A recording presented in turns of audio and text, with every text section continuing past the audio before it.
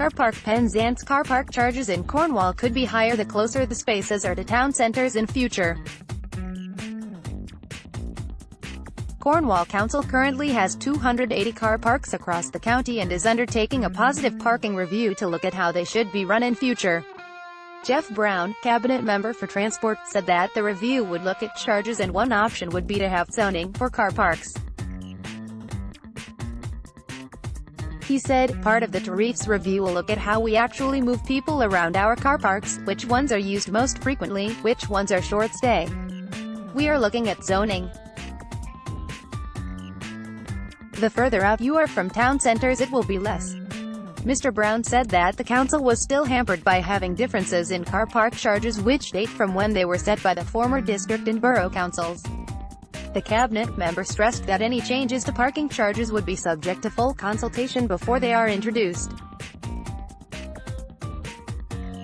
The council is set to start making some changes soon, including the rollout of pay-on-foot or pay-on-exit car parks.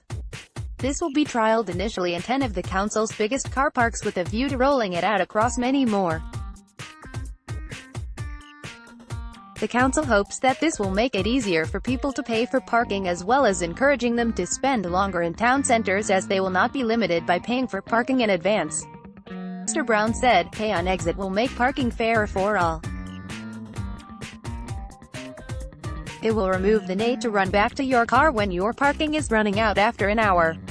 The other benefit to pay on exit is that the council's enforcement officers will no longer have to monitor car parks, and this will enable them to instead spend time on the streets and checking that motorists are parking properly there.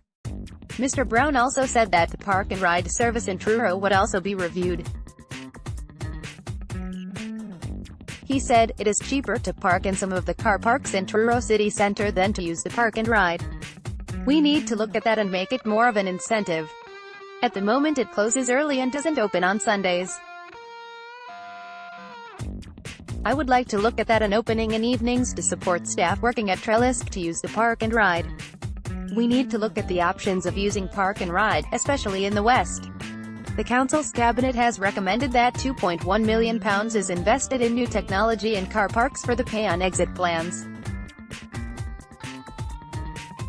The full council will vote on the funding next month.